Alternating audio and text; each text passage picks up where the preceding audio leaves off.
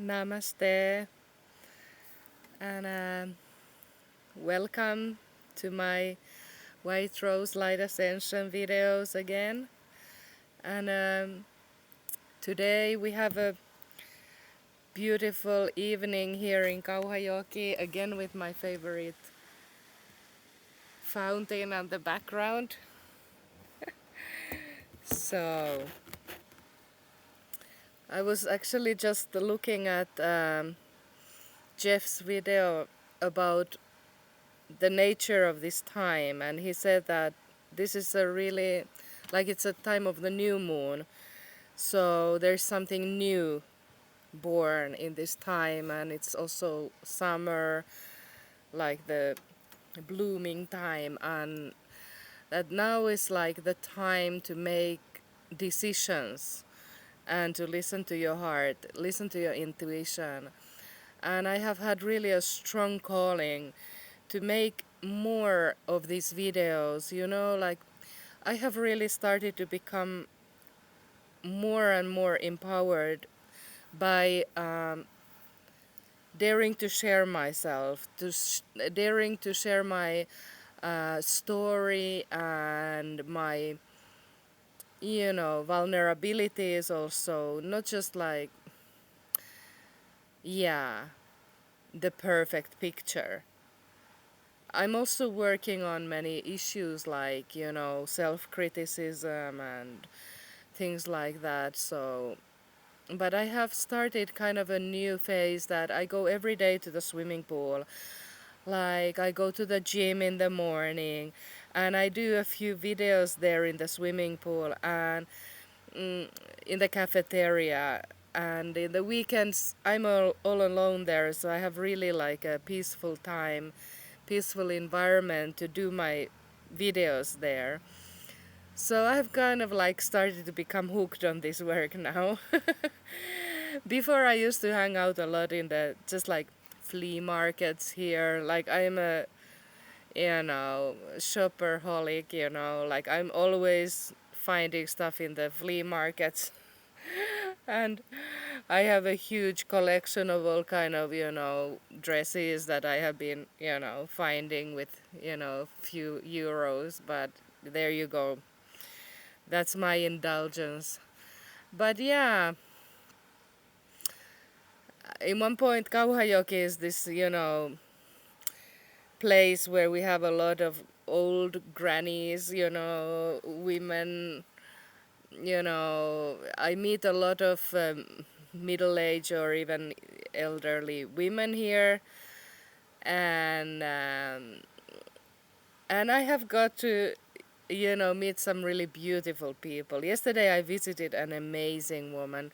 Like, she was actually the first person that I did the Anu Grace's angel light hypnosis technique on, and she really loved that healing session, and she said that she felt a deep peace after that, and she really slept well. So I was happy that she found that therapy session beneficial for herself. But yeah, when I visited her house yesterday, we talked like for maybe 2-3 hours. It was unbelievable, and she had the most beautiful home, like the most creative, like she had made things with her own hands, like handicrafts, amazing details. I was just like feeling like I have arrived in heaven, like, that this is really the female energy. But her husband had passed away like some 5 years ago, so that's why she was like kind of like yeah, enjoying her aloneness, or accepting her life after the death of her husband. So yeah, I was really inspired by that visit, and I felt like the need also for myself to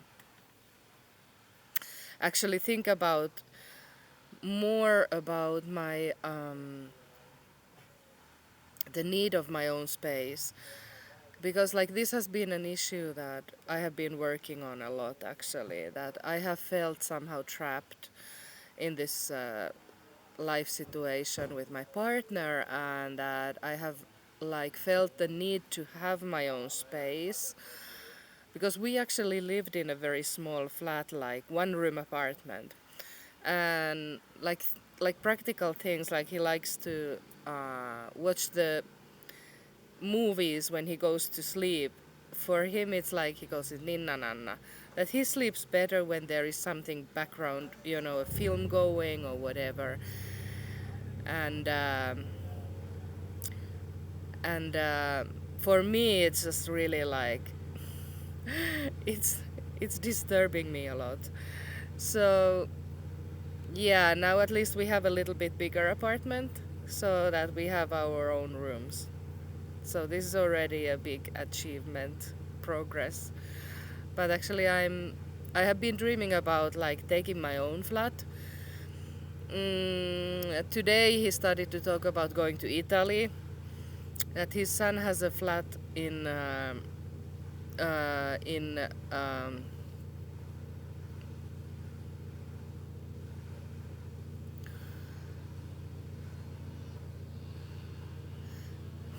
I forget the name of that city, but Urbano, I think. Yeah, Urbano, and this place is like 1 hour from Rimini, where my partner is from. So there would be a house there, like like a flat available for 3 months from his son who is studying history there.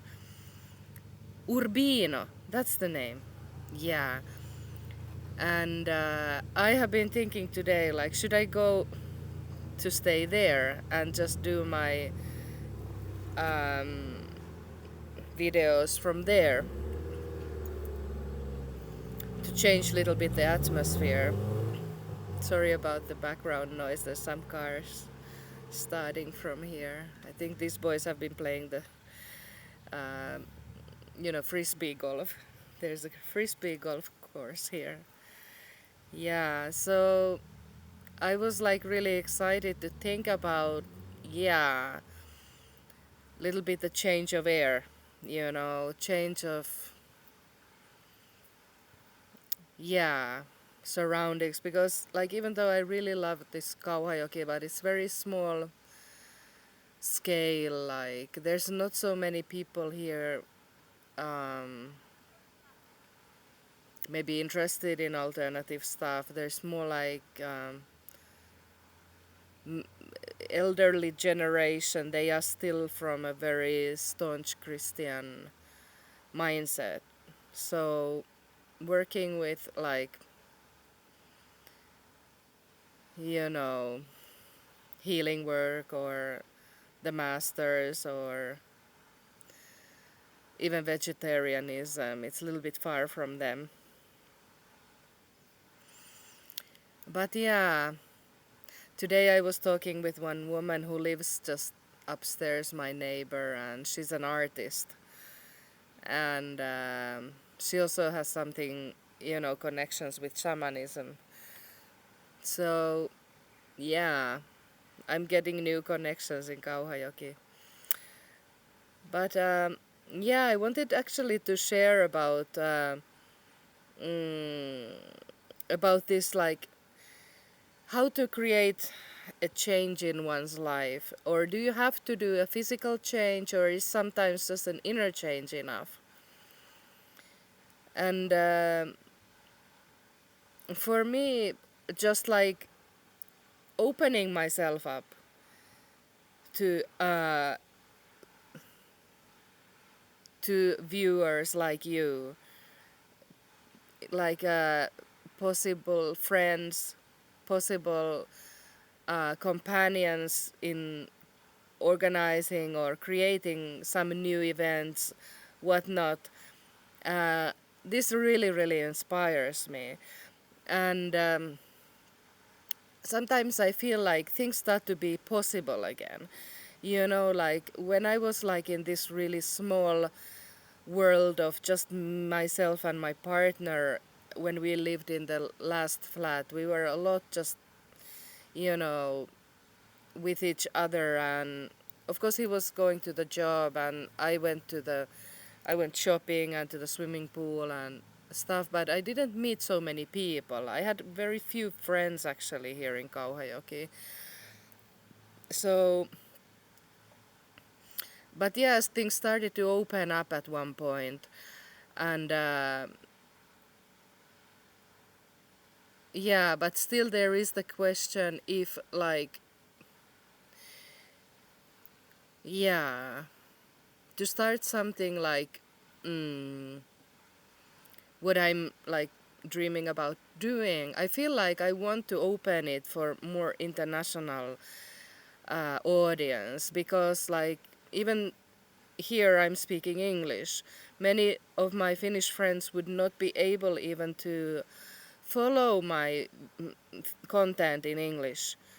So, but I have this feeling that I have to contact some souls from the international community, and that there will be something that will touch some people who have gone through maybe similar experiences like myself, or are like, let's say, planning to, let's say, live abroad, or planning to stay with a person from another culture, and or connect with the spiritual community, connect with new people, you know, because like when you change, actually also your friends will change.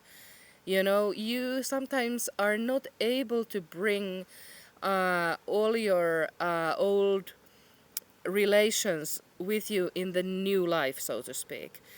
And one of those symbolic elements of this power struggle with my partner has been that, you know, he never liked really yoga and meditation. Like, we used to fight so much. Like I said, you know, we should do more of that. And he's like, no. And he likes to watch the movies. And in the end, he said that I just want to forget because they're so painful things. I don't want to think about them. So I said, okay, but, you know, how is it possible to move forward in life if you can't look at your pain, if you are not able to face it, you know? So for me, there is the question that if you are unable to process something, that part of yourself will die. You know, that part of yourself will become blocked. And that part of yourself will not be able to evolve further until you face that particular pain, that particular fear, and go forward. And yeah, today actually I was following like some of the Anu Grace's teaching content about regression therapy, where we discussed like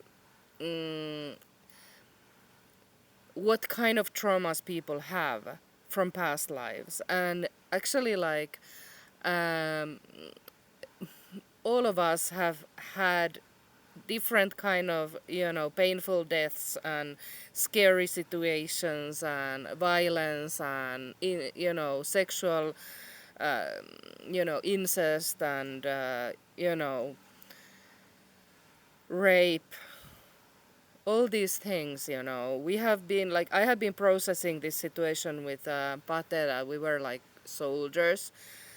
I started to see those sandals of what I was wearing when I was fighting. Like, I saw those sandals, and yesterday or the day before, I just asked to see that scene again. So I saw like those two kind of army units, like Roman soldiers. We were not on horses, we were just like on land without any other weapons than our swords and whatnot. We didn't have horses or vehicles or nothing like that. But yeah, there was a lot of killing there going on. And yeah, the last thing like I remembered was the sight of my sandals. that I removed my sandals and I saw them. Yeah. So, but the question is like, do I want to stay in that energy of being defeated or somehow powerlessness? Like that was some kind of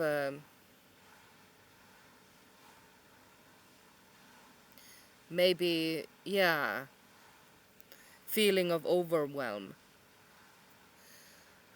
and that I lost somehow my trust, maybe for myself to like defend myself or something. So like for women, it's easy to stay in relationships where somehow your barriers, you know, your boundaries are being hurt, and you're not able to kind of like set your boundaries. And well, we grow to be really dependent on other people. That's one thing. And the second thing is that for us to be able to, you know, step out of that role, we really need to find the courage to let go of that security, that bubble of, you know, inertia, or that, you know, home sweet home type of mentality that we just like fix ourselves to a place of comfort and ease, which becomes our prison in the end. Yeah, and actually now, because like it's summer and I'm not suffering so much from asthma, I feel more free, I feel more empowered, I feel more connected with my body. And and I get to look at this beautiful fountain representing, you know, the flow, the freedom, the rising of the energy. So yeah, but I'm happy actually that mm, I'm kind of looking forward to making these videos nowadays, and to connecting with you guys. And I feel like grateful that I know there are people who listen to these videos, even though like it's actually nothing so special. You know, I'm just discussing also just very, you know, down to earth practical things. But sometimes in life, you know, those practical down to earth things are things that also, you know, matter, and they create your life kind of. So so yeah, I'm actually like in a big decision moment now, because now there's a possibility that yeah, either I stay in this relationship or I really move forward. And somehow I feel like, you know, it's time to move, time to go forward from this. Yeah.